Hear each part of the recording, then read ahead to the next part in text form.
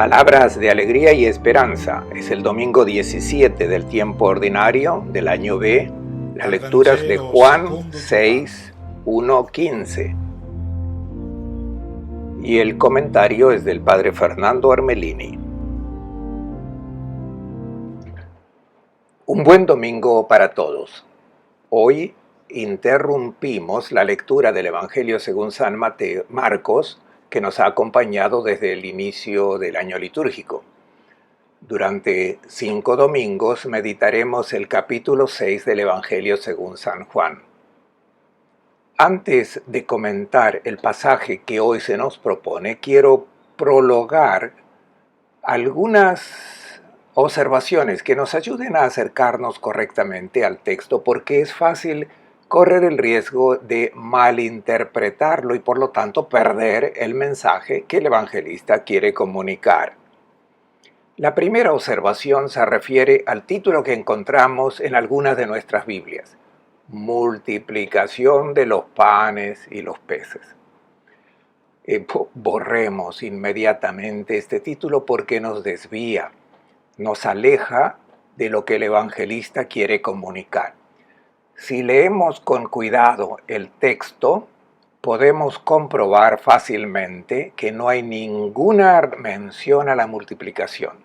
Solo se habla de 5 panes y 2 peces que han sido entregados en manos de Jesús y que reparte a toda la multitud sin añadir nada.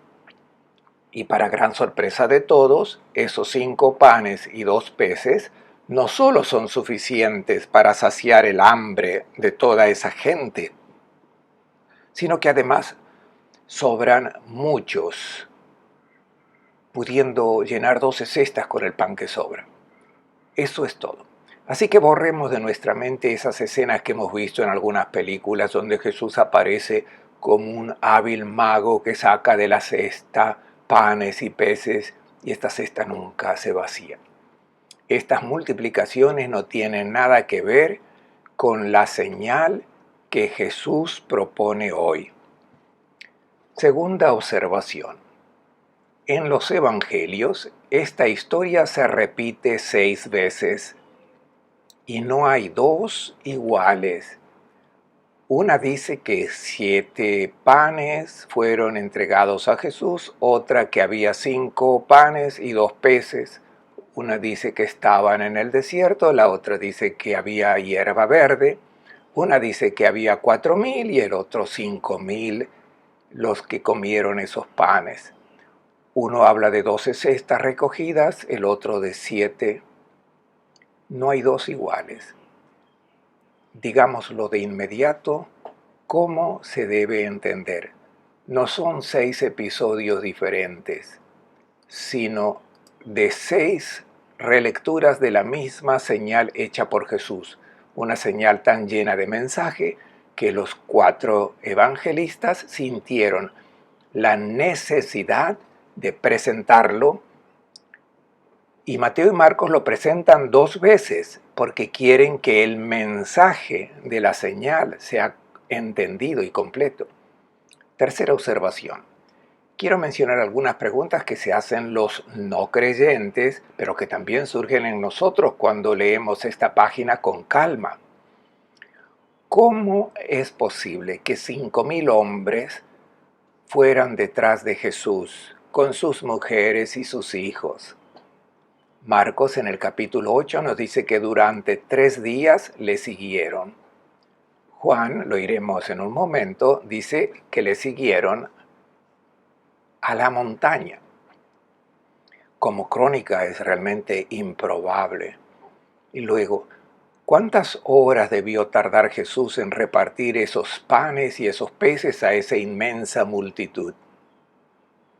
Y luego recogen los restos. ¿Dónde fueron a buscar esas 12 cestas?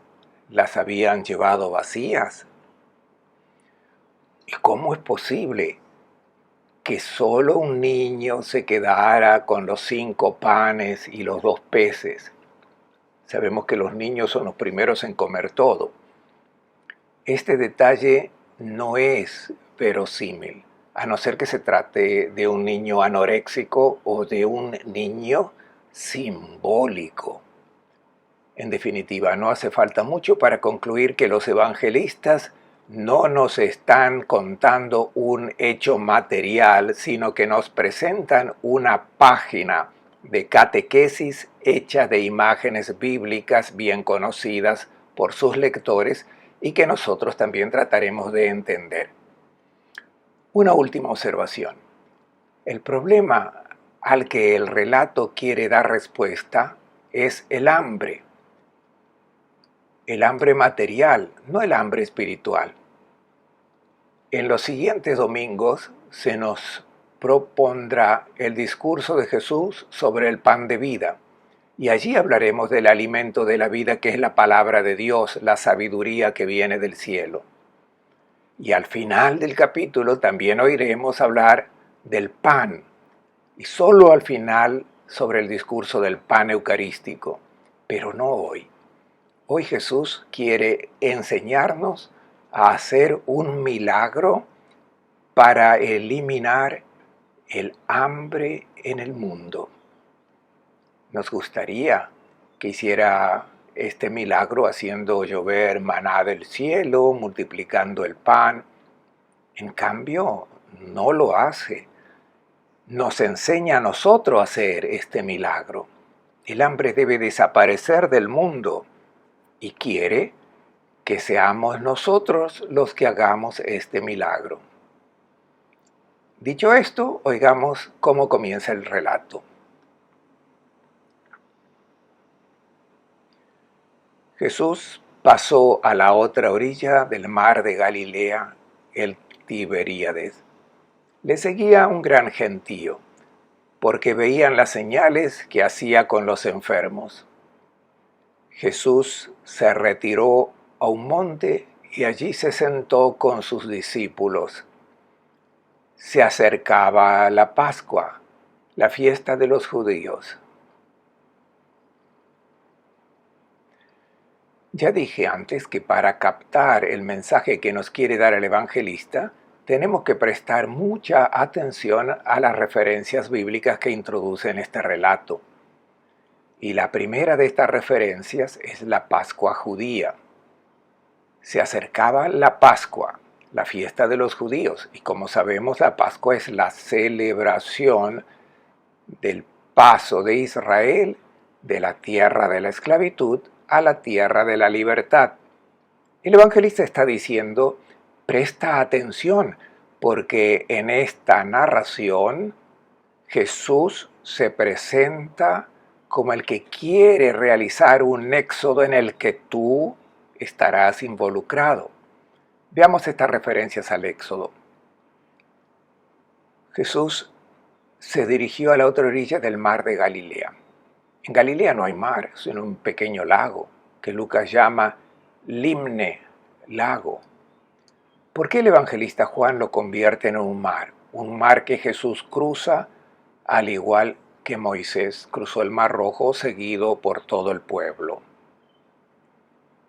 Se trata de un mar bíblico. Es un recordatorio de que Jesús quiere que un pueblo que sigue siendo esclavo hagan un éxodo. Otra referencia.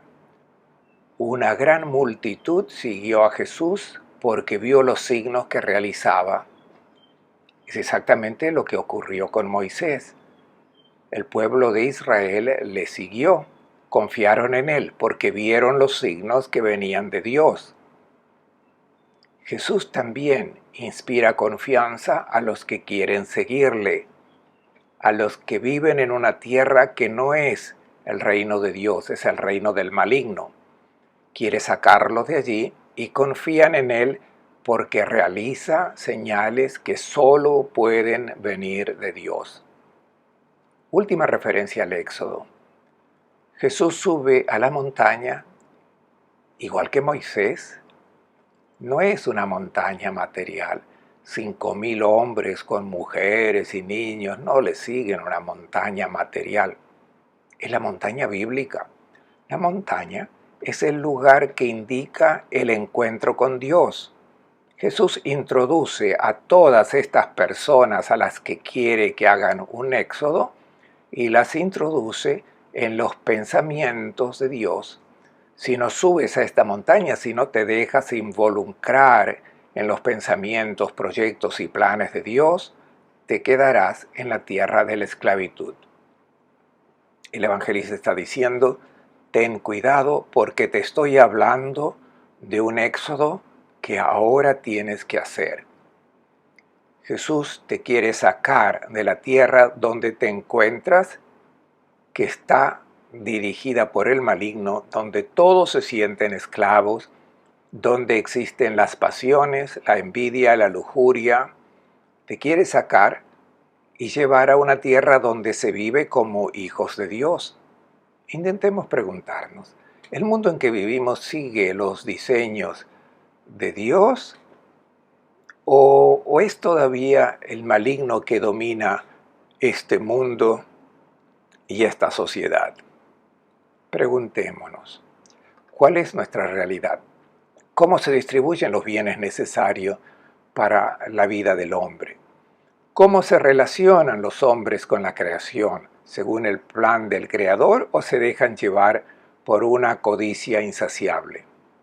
Así, comportándose como cazadores furtivos, no se preocupan por las generaciones futuras. Son esclavos de su propia codicia. Jesús nos quiere sacar fuera de este mundo. Todos sabemos cómo se distribuyen las riquezas en nuestro mundo. Hay quienes viven en la opulencia, en la gula, incluso desperfilando y malgastando los recursos de la creación. Y hay quienes viven en la miseria, que ni siquiera tienen acceso al agua potable, a los bienes indispensables para llevar una vida humana digna. Ante esta realidad de nuestro mundo surgen preguntas. ¿Ha querido Dios un mundo así? ¿Ha preparado un valle de lágrimas para obligar a sus hijos e hijas a luchar por conseguir el alimento para la vida? Esto es lo que ha querido Dios, un mundo en que se lucha por el pan. Pobreza y subdesarrollo hacen parte del mundo querido por Dios para hacernos desear el paraíso en la otra vida. Nadie hace ya estas afirmaciones. Entonces, un mundo como este es organizado por el maligno al que los hombres han prestado atención y de este mundo hay que salir e ir hacia el mundo nuevo, el reino de Dios en el que Jesús quiere introducirnos. Este es el éxodo necesario. Escuchemos cómo Jesús ve ahora la realidad de nuestro mundo, nuestra hambre de vida, esos bienes que son necesarios para una vida humana digna. Escuchemos. Levantando la vista y viendo el gentío que acudía a él, Jesús dice a Felipe, ¿dónde compraremos pan para darles de comer? Lo decía para ponerlo a prueba, porque sabía bien lo que iba a hacer.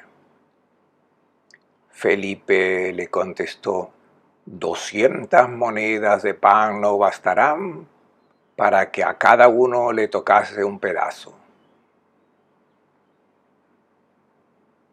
Jesús levanta la vista, ve la multitud, ve las necesidades de los hambrientos. Una clara invitación a que levantemos la mirada de nuestro pequeño mundo, de nuestros intereses personales y tomemos conciencia de la realidad en la que viven tantos hermanos y hermanas nuestros que pasan hambre, que están en la miseria, están desesperados, sufren violencia. Este no es el mundo que Dios quería. A veces quizás hemos pensado que Dios ha hecho las cosas mal. No. Nosotros hemos construido este mundo escuchando no su palabra, sino las sugerencias del malvado que llevamos dentro. El malvado es nuestro egoísmo, es el impulso que nos lleva a replegarnos sobre nosotros mismos, a pensar en lo que nos gusta, a desinteresarnos de los demás. Este maligno ha creado el mundo en el que vivimos y del que debemos hacer un éxodo. Jesús quiere sacarnos de este viejo mundo y llevarnos al mundo querido por Dios. Jesús ha visto a esta humanidad hambrienta. Y cuando decimos hambre, no nos referimos solo al hambre del estómago, sino a todas las necesidades que deben ser satisfechas si queremos una vida plenamente humana.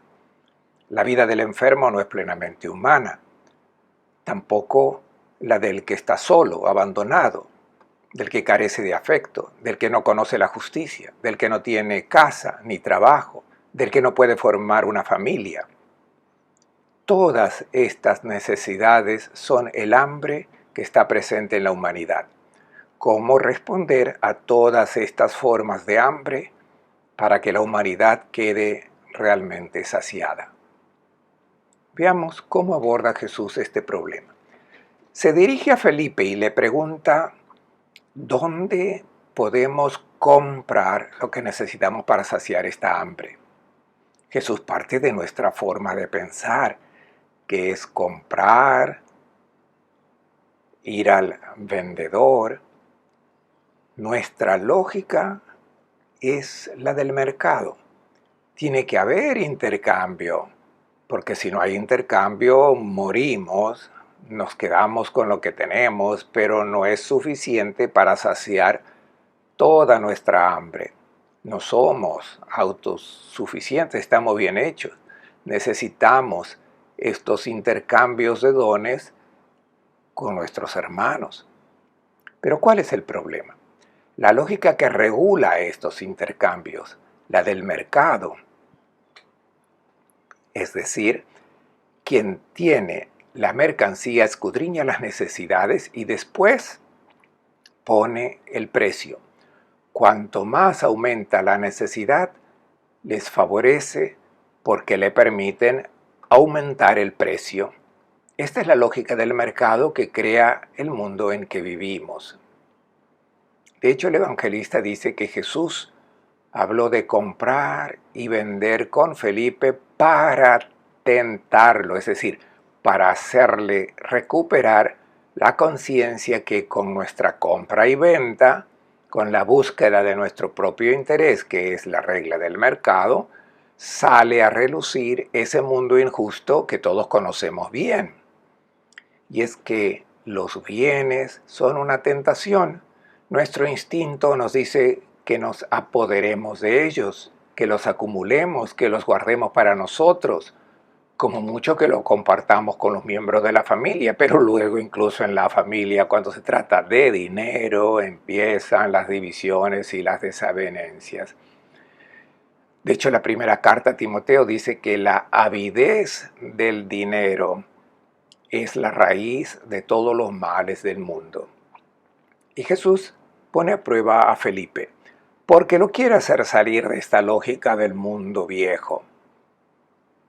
Los dones han sido dados para que sean distribuidos a los que los necesitan.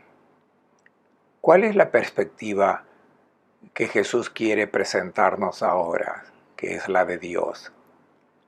Lo que los hombres tienen en sus manos no les pertenece.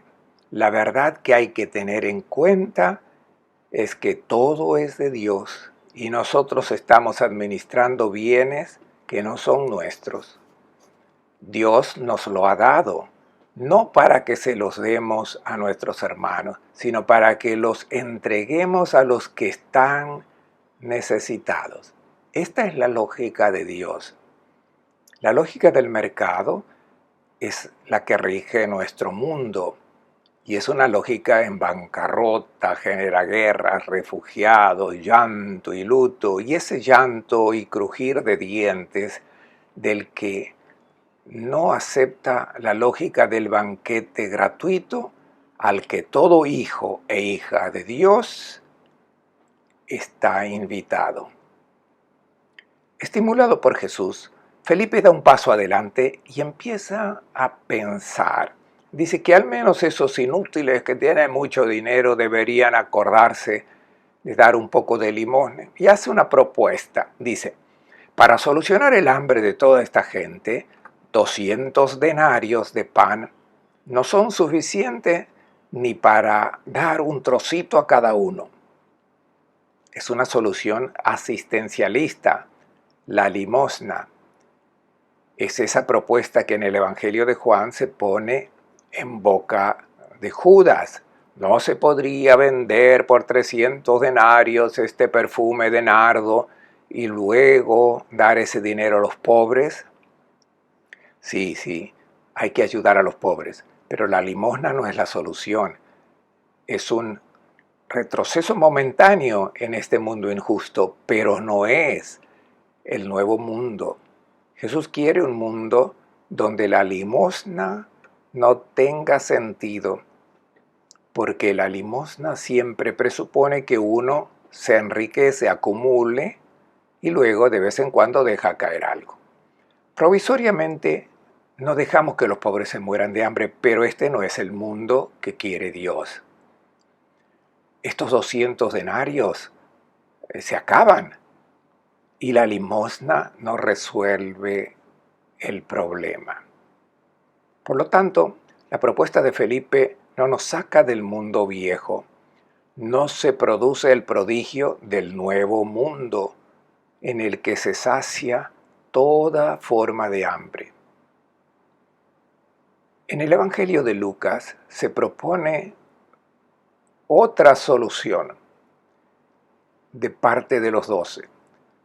Le dicen, concede a la gente que cada uno vaya a su pueblito y pueda encontrar alojamiento y comida. En otras palabras, para solucionar el hambre en el mundo, que cada uno se las arregle. Es una solución, pero para el que tiene dinero. Y quien tenga buenas piernas llega primero, entonces compra todo el pan que quiere porque tiene dinero. En realidad, es una solución que dice, venimos aquí para cosas espirituales, venimos a meditar, a escuchar sermones, venimos a rezar, pero luego en cuanto al hambre concreta, que cada uno se las arregle. Tengamos cuidado, porque esta forma de pensar también está presente en las familias cristianas. Intentemos pensar qué tipo de educación cristiana dan los padres a sus hijos e hijas en cuanto a solucionar el hambre y responder a las necesidades que la gente tiene. ¿Educan para compartir o es la invitación al acumulo? ¿Cómo nos educan para ver a nuestros compañeros de clase, por ejemplo, como hermanos a los que hay que ayudar y querer y ayudar, por ejemplo, si no saben manejar las matemáticas y la física, o los ven como competidores, como antagonistas? Si los ven como antagonistas, seguimos en el mundo viejo, aunque vayamos a la iglesia. Las propuestas que hemos escuchado son, por tanto, un fracaso. El peligro de ver desaparecer toda forma del mal en el mundo, toda esta hambre, no se soluciona con esta lógica. Ahora hay un discípulo que sugiere otra idea. Escuchémoslo. Uno de los discípulos, Andrés, hermano de Simón Pedro, le dice, aquí hay un muchacho que tiene 5 panes de cebada y 2 pescados. Pero, ¿qué es esto para tantos?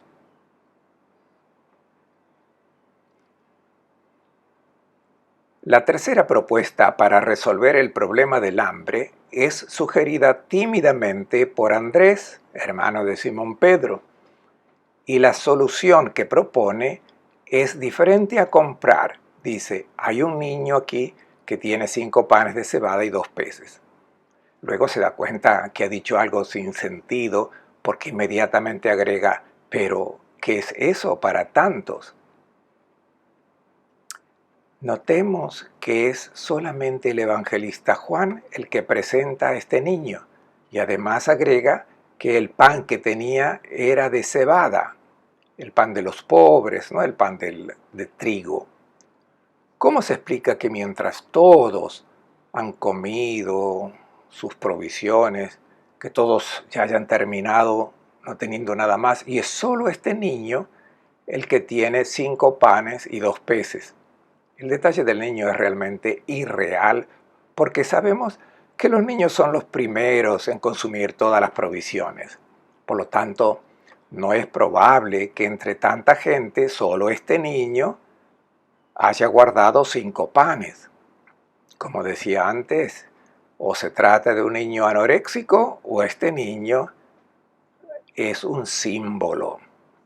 Sabemos que Jesús pidió a sus discípulos que fueran como niños, que ocuparan el último lugar en la sociedad, que se pongan al servicio de todos. De hecho, el término que se utiliza es paidarion, que es un diminutivo de pais. ¿Quién era el paidarion? Era el muchacho que servía. Cuando uno quería aprender un oficio, si quería ser un dibujante, por ejemplo, se presentaba y ocupaba el último lugar en la jerarquía. Recibía órdenes de todos, era el último en llegar y si no se apuraba a ejecutar las órdenes también podía recibir una patadita. Este era el paidarion. Y este niño que pone a disposición de todos todo lo que tiene. Pero se presenta la objeción. ¿Pero qué es esto para tantos?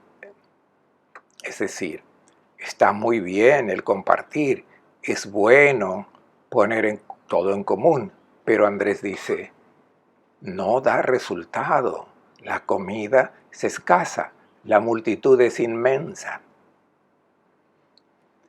A través de un ingenioso diálogo, Jesús ha hecho emerger nuestras estrategias para resolver el problema del hambre.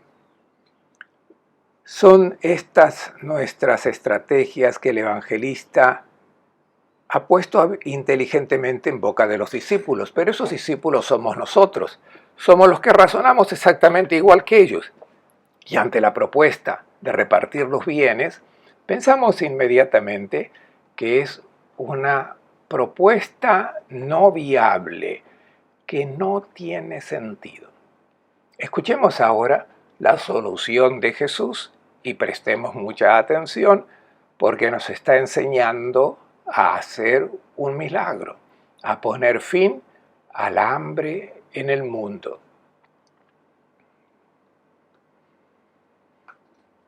Jesús dijo, hagan que la gente se siente. Había hierba abundante en el lugar. Se sentaron. Los hombres eran 5,000. Entonces Jesús tomó los panes, dio gracias y los repartió a los que estaban sentados. Lo mismo hizo con los pescados, dándoles todo lo que quisieron. Cuando quedaron satisfechos, dice Jesús a sus discípulos, recojan las sobras para que no se desaproveche nada. Las recogieron y con los trozos de los 5 panes de cebada que habían sobrado a los comensales, llenaron 12 canastas. Hemos visto que Jesús rechazó la propuesta de comprar y de vender para solucionar el problema del hambre en el mundo.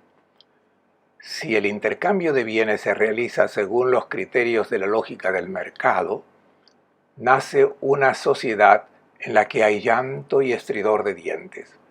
Quien tiene suerte, quien puede, quien tiene muchos bienes disponibles, los negocia, escudriña las necesidades y cuanto más aumenta la necesidad puede aumentar el precio y puede incluso llegar al punto de que si el otro no tiene dinero para pagar, puede rechazar lo que el otro necesita desesperadamente y puede ser legal lo que está haciendo. Pero es inhumano. Jesús quiere sacarnos de este mundo, de la competencia, de la compraventa. Esta no es la forma de intercambiar los bienes que Dios ha puesto en nuestras manos, no según este criterio. Jesús también rechaza el criterio de que todo el mundo se las arregle, es decir, el que es inteligente, el que es capaz se salva, el otro sucumbe, paciencia. Este es el mundo viejo, tenemos que salir. Jesús tampoco acepta la sociedad donde está el rico y el pobre que recibe limosna del rico. Todavía es el mundo viejo, no es el mundo querido por Dios. Y ahora nos propone el mundo donde nos quiere introducir, el que podemos contemplar, porque está construido según el criterio de Dios. ¿Qué hace Jesús? Dice a los discípulos, hagan que la gente se siente. El verbo es importante, anapiptenein, hagan que la gente se recueste. ¿Por qué así? Porque es la posición que adoptaban durante la celebración de la Pascua judía. No se sentaban, se recostaban para celebrar su libertad. Fueron los persas los que comenzaron esta costumbre de recostarse porque se consideraban personas libres que debían hacerse servir por los esclavos. Los griegos habían tomado la misma costumbre para celebrar su libertad. Los romanos también la habían tomado y los judíos no podían ser menos que ellos. Al menos durante la noche de Pascua se recostaban porque decían somos gente libre. Jesús hace que la gente se recueste. Significa que el mundo nuevo lo hacen las personas libres. Si son personas que siguen siendo esclavas de sus pasiones, de su lujuria, de su deseo de acumular bienes, si siguen siendo esclavas del dinero y de las posesiones, el mundo nuevo no nacerá. La primera condición es que los discípulos preparen gente libre. De otra manera, el milagro no se realiza. Se permanece en la tierra de esclavitud donde hay hambre y nunca será saciada. Las personas deben dejar de lado su egoísmo, su avaricia, su codicia. Al menos los creyentes deben dejarse liberar de estos impulsos que los deshumanizan y les impiden comportarse como personas, es decir, poner sus bienes a disposición de los hermanos que los necesitan para vivir. La primera carta a Timoteo en el capítulo 6 dice que al menos los creyentes deben reflexionar sobre estas verdades elementales. Nada hemos traído a este mundo y nada nos podemos llevar. Cuando tengamos algo para comer, algo para cubrirnos, estemos contentos. Si uno se quiere enriquecer, está aún en la esclavitud. Caen en la tentación, en el engaño de los deseos insensatos que son esas avaricias que les impiden vivir como personas, es decir, de ser personas atentas a sus hermanos y hermanas y dispuestas a dar sus bienes para que el otro pueda vivir. Esta es la primera condición para que nazca este mundo nuevo en el que Jesús quiere introducirnos y el único mundo en el que desaparece el hambre. Segunda cosa que hace Jesús. Les hace recostar sobre la hierba verde. Había mucha hierba en ese lugar. Un banquete verdaderamente original. El detalle es aparentemente marginal, superfluo, pero es muy importante porque hace alusión al Salmo 23. El Señor es mi pastor, en verdes praderas me recostaré. Lo que Jesús quiere decir es que quiere que hagan un éxodo para que se introduzcan en este oasis de paz, no en el llanto y el crujir de dientes del mundo viejo, sino en el mundo nuevo, el mundo querido por Dios. Y luego, ¿qué hace Jesús? Toma los panes, levanta los ojos al cielo y da gracias. ¿Qué significa este gesto de Jesús? Es una bendición. Significa reconocer, levantando los ojos al cielo, que todos los bienes para la vida de la gente vienen de lo alto, vienen de Dios y no pertenecen a la gente. Del Señor es la tierra y todo lo que contiene el universo y sus habitantes, dice el Salmo. Si no se levanta la mirada al cielo, entonces la persona considera estos dones y estos bienes como propios, y entonces entra la lógica del mercado. Pero si uno sabe que no son sus bienes, sino que son de Dios, porque cuando llegamos a este mundo llegamos sin nada, entonces todo es de Dios. Somos los administradores de estos bienes y sabemos a quién destina Dios estos bienes. A los hermanos y hermanas que los necesitan. Esta mirada al cielo es indispensable para captar, para asimilar la nueva lógica con la que se administran los bienes de este mundo. La época de la muerte de Dios, aquella en la que se pensaba que para ser hombres había que eliminar a Dios, esa época ya ha pasado. La pregunta queda, sin embargo, si eliminamos esta mirada al cielo, si eliminamos esta verdad de que no somos amos, sino huéspedes en este mundo, ¿en qué podemos basar entonces la afirmación de que no podemos acaparar bienes según nuestra capacidad, según nuestros deseos? ¿Quién puede impedirnos comerciar con estos bienes que hemos recibido? ¿Y quién puede impedirnos ponerlos en venta al mejor postor? Si en cambio sabemos que los bienes no son nuestros, sino que son de Dios, entonces los podemos gestionar solamente dándolos, ofreciéndolos a los necesitados. Este es el sueño de Dios, contemplar un día a todos sus hijos e hijas como arbolitos de olivo alrededor de la mesa, comensales invitados al banquete, no amos que acaparan la comida quitándosela a los que tienen hambre. Después, cuando quedaron satisfechos, dice Jesús a los discípulos, recojan las sobras para que no se desaproveche nada. 2 veces se repite que hay que recoger todas las sobras, todos los trozos. Aquí está la importancia de no desperdiciar los dones de Dios. Notemos todo el desperdicio que ocurre en nuestro mundo, porque cuanto menos se comparte, más se desperdicia. La recogieron, se nota la insistencia, y con los trozos de los 5 panes de cebada que habían sobrado a los comensales, llenaron 12 canastas llenas. Es la superabundancia de los dones de Dios. Cuando se administran según los criterios del Señor, no son solo suficientes para saciar el hambre, sino que hay de sobra.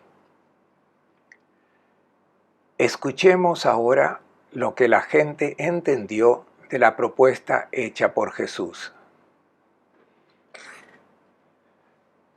Cuando la gente vio la señal que había hecho, dijeron, este es el profeta que había de venir al mundo.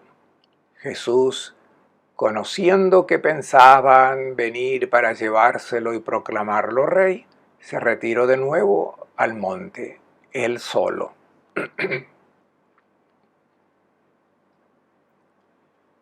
Jesús mostró el mundo nuevo en el que quiere introducirnos, en el mundo que ya no se rige por las crueles leyes del mercado que crean el llanto y el crujir de dientes, y quiere introducir a toda la humanidad en este mundo. Lo dice con el número 5000. El número 5 en la Biblia es el símbolo del pueblo de Israel. Multiplicado por 1000 es toda la humanidad que está invitada a entrar en este mundo nuevo que Jesús propone. En el mundo donde ya no se es esclavo de la codicia, sino donde se es realmente libre. Libre no para hacer lo que quieres, lo que te gusta. Esto no es libertad, sigue siendo la esclavitud de tus propias pasiones. La persona es libre cuando es realmente él o ella mismo, cuando se emociona por la alegría de ver a un hermano feliz. Feliz porque ha colaborado en su alegría, llenándolo de los bienes que Dios ha puesto en sus manos. Los ha entregado a su hermano necesitado, exactamente como hizo aquel niño que entregó todo lo que tenía, 5 panes y 2 peces. El número 7 en la totalidad. Es el modelo del verdadero discípulo de Cristo, del que acepta la propuesta del mundo nuevo hecha por Jesús. ¿Qué es lo que entendieron?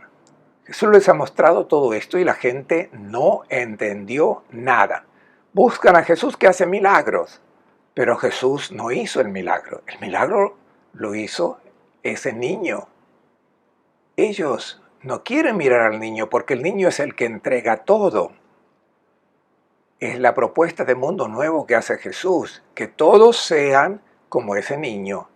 Ellos buscan a Jesús como hacedor de milagros.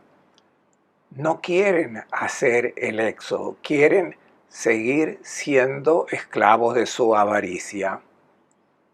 Tengamos cuidado porque lo que ellos han hecho, este malentendido, es el mismo hoy de muchos cristianos que quieren a Jesús y buscan a Jesús como hacedor de milagros.